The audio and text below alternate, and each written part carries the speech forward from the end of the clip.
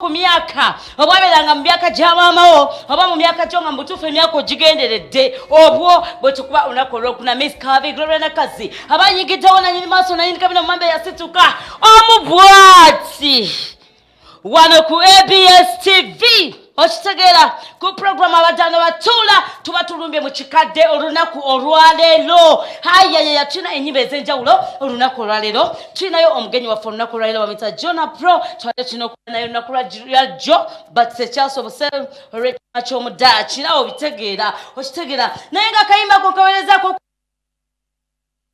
omuwe mpozi abeera w'embaale oyo wakadodi Joseph Malami ediha munange nkakuweerezaako nnyo nti nkwagala nnyo gundi waffe makanika inginiya Joseph Maloni wentegeeza ti kakuweerezaako nnyo nembuuza ku mikwano gyange ekyenjawulo Michael Kibbs mukwano ekabalagala nkubuuzaako muganda wa mwana muwalaani Sharona yes nkubuuzaako mukwano nti onkwagala nnyo Moses and Enoch Kamba buuzaako awo ku Preshami mugamba mutya nembuuza ku mwana muwala Sophie ogamba otya Sophie mukwano kubuuzaako ne Shamimo mugamba mutya obatakia mwebale kikwasaganya Shamimo Ketra nawe nkubuuzaako edita waffe omwana wakabe mwana tulina ba edita abanyirira ba edita abalungi abeekola ebintu ebyabalungi nti nkuweereza nja kuweereza akayimba kaki nti kawali nti wabanswariza abaali beeyita bakazi okunsinga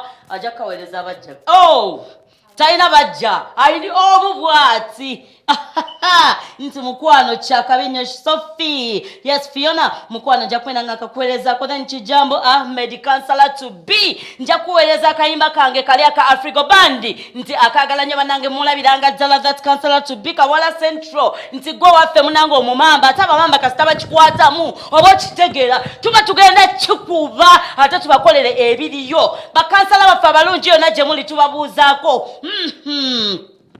Nasenyonga Sharie sewanyana yasawanyana Sharifu banange mulabiranga ddala wali eri enajatu tuberenga tukikuba bulungi nnyo wali ni kwansala ya Lose 3 tujja kubanga tukikwasaganya aya nena Kibelo Hadija wali women kansala ebwaise ajja kuberanga atukwasaganya naye mikwano tuzoka tukisanda bulate tutya mwana gwe soko mpaka imba kawa banswaliza kagende ewa mwana muwalani ewana wa muwala Fiona Ketra editor wa from lunch nkakuweerezaako nnyo nti webale kikwasaganya nekaweereza ku mukwano gwange Shamimu awo ku Preshami banange twabagambe abantu abagala ba Preshami osobola banoonyako ku namba y'essimu gye ngenda okubeera nga nkuwa noti 753755 oba noti 70 24 24 kyokka bannange akayimba ako nenkaweereza ku mukwano wange Shami wa ku Preshami nti nkwagala nnyo ne Sophie mwebale kikwasaganya mukikuba nenkaweereza ku mukwano wange Mage Matuga nkubuuzaako nti nkwagala nnyo ne Shadia ogamba otya Dia baby girl thank you for all whatever you did for me mikwana is Nasima bannange kazoke nkwate kuno hello kukute tiwanswaliza wanje mukwano kale Dia nawe jebaleko ewa mukono magisa bakayimba akakadde akakunyumiranga edda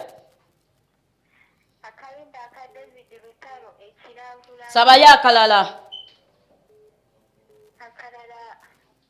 Tilalina Eddie Kenzo Shafik jakunonyawo ko Eddie Kenzo tribe tikikwasaganya hello tiwabanswaliza abaali beeyita bakazi okunsinga kale Dia nawe gyebaleko kayimba ki Stamina alright tugenda kubeera nga tukanoonya Shafik yali mu kyuma yamanya nti gye kale batekariyo Shafik wanje Mama otalina stamina kale ti stamina okay dear kale mukwano hello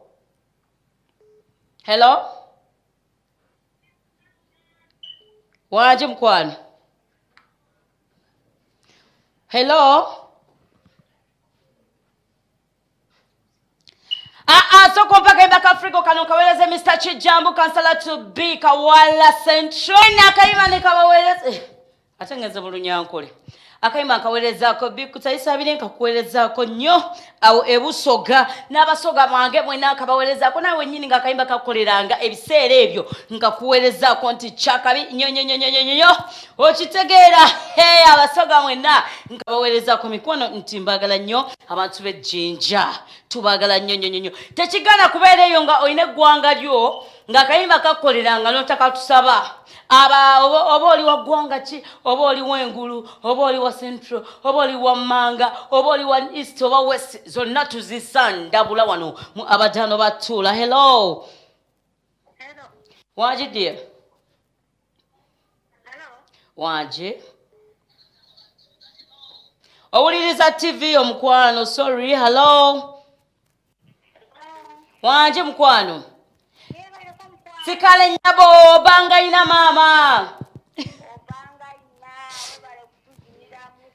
Chechiriwo. Mono mama kamenye namsera. Mama ni? Mama kamenyo Victor kamenye namsera. Mama Victor kamenyo. Kamenyo logwe tumanyi oba oliyo kamenyo omulala? Wa ono omulala. Omulala. Mbadde ntite. Kayimba ki mama kamenyo? Njagala Umaru mwanje ngali nenabbi omukazi. Umaru mwanje ngali nabbi omukazi mpaka fo. Banayo nonyeza akayimba kakafaawo. Nabbi mpaka fo mwanabbi omukisajja mumpe. Tutuule babiri mu ntebe olamule abulanayo Umaru yali yewanika. Kale dia ngenda kubeera nga nkanoonya mukwano. Kale nti nabbi mpaka fo kanoonye. Hello. Awuliriza TV. Hello. Atawuliriza gwe nkwata. Hello.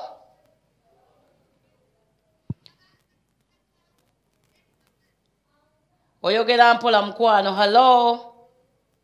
No. Wanje dear.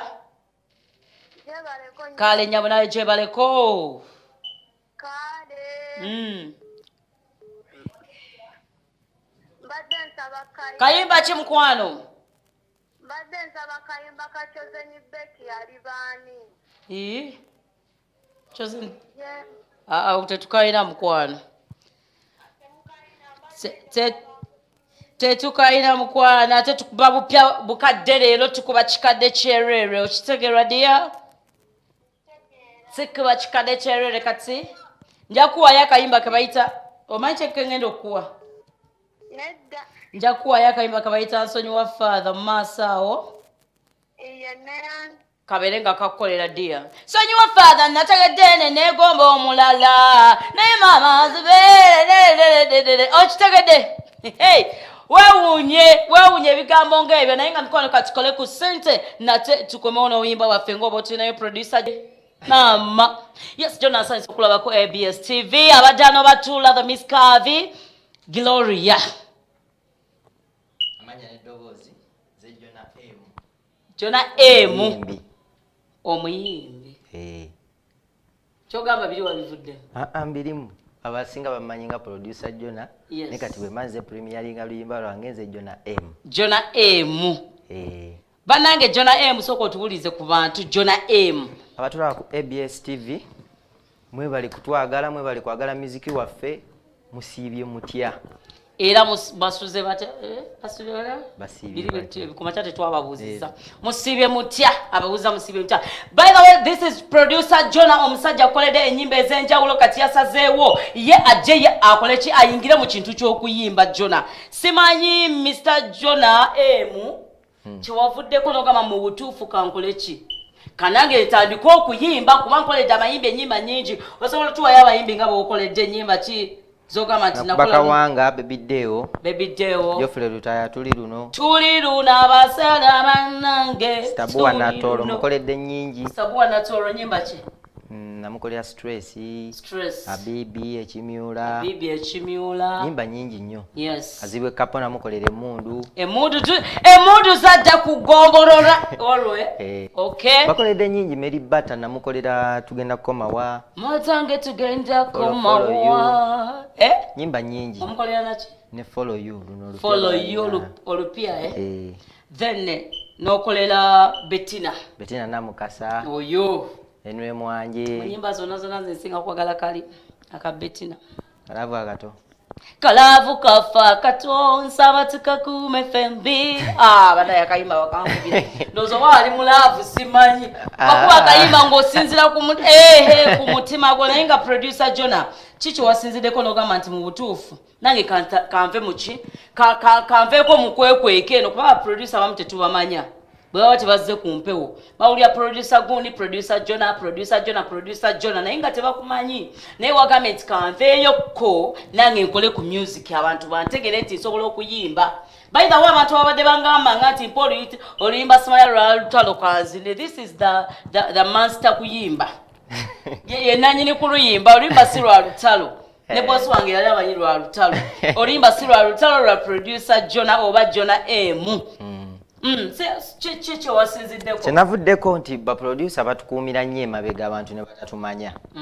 bakoma kutuyimbako mu nnyimba kati nze binnuma nnyo ate nga nina talenti yange sobola okukikuba ate n'okusingawo nnyo n'ekirala abayimbi tebakyayimba musiki abuulirira bantu bayimba nnyo ennyimba z'obuwemu kati bintu ebyo ozikuba nawe ez'obuwemu sizikuba naye oli wakakuleetera n'akuwa omuliri oyinza okugaana gwe Jona ngoyagala sizikuba aya ng'ate nina kyere wasijakaleesa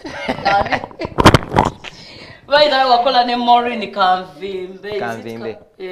Kanvimbe then tuyinayo akapya akapya tekannafuluma naye nga kanaatera tujakako Maureen nkubuzizzaako yonna gy'oli akutumiddeko yes Jona kyekisinze okuleetako ABS TV olunaku olwaleero kisinze okundeeta ku Premier kayimba akapya bakayita toduula kayimba toduula bw'ofuna sente zo toduula bannange bantu bangi nnyo batuduulidde nnyo mu biseera bino eno naye obeerako nekyosinzidde okuba akayimba ako ali yakuduulira abayimbi batuduulidde nnyo abamu kikuluma si bonna kibadde kikuluma naye kijjayo mu luyimba olunaku olwaleero waliwo abatuduulira eyo ng'ate ffe jjukira baasiba endongo aduula atya anti baasiba endongo tetukyakola kati oli omukubira kasimu nti bannaye muli bulungi n'agamba ffe eno tuli bulungi nnyo ng'ate ffe tuli bubi ng'ate mmwe muli bubi ba producer tebakyaleeta majja oza kanyimbe ku bantu bano eno balekerawo okuduulira abalala baduula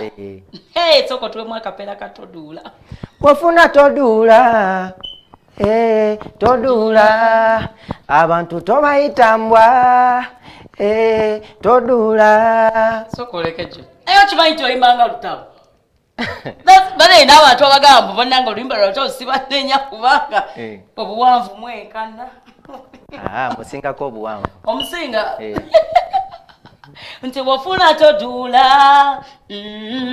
toduula manyi oyimba Jona nzija netakapya Jona by the way Jona twagala twina revival band yaffe by the way twina revival band tukubana omuziki tusandabula omuziki wane mujjemba kole tugenda kujja tuweyoka offer mujjemba kole ka offer wamasoko tuwakayimba ako tugere kubya bofuna toduula toduula ano Jona saba abantu basabenga akayimba ko simanyi ali yakuyambeko kyokka agoba kekubidde nga bw'oyimba gwe wewandiikidde idea ate St. Jude Rosa okay be bagikoze gwe wewandiikidde gwe weproducinze gwe weyiyiriza oluyimba byonna n'ebirimu byonna twala tugende Mama chakabi oli w'amaanyi oteekamu zino live guitars okay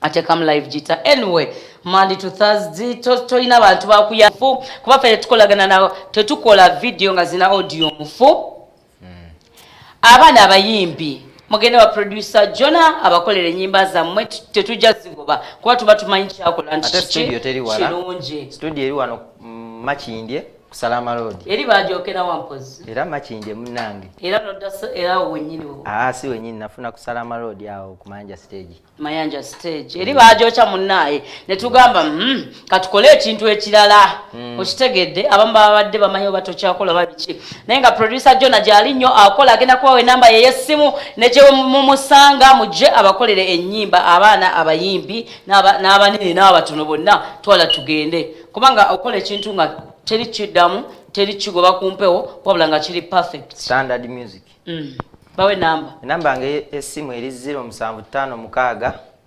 24 52 22 0756 24 52 22 baba nfuna 0756 24 52 22 sibula abatulaba kadde kaweddeyo mpozi nze kyensinga okubasaba kwe kunoonya akayimba kange ku YouTube gye kali akatodoola bakasharinge bakaagale mpozi nakubeebaza be bali kwagala muziki wange gwe producing ate era gwe nnyimba kyakabi nnyo ne ba producing mubawagire mubawagira maki kikuliko ennugu nze sina nnugu ku muyimbi yenna tolina nnugu kubanga nze nnyimba birala naye ayimba birala buli omu ayimba bibye anyway Monday to Thursday nga tukikuba tukifava kula with me the Miss Kavi Gloria na kazina nyini maaso na nyini kabino mamba eyasituka bwe tukikoze olunaku lwaliro tubadde ne Mr. Mayanja tubadde ne Gloria tubadde ne Angel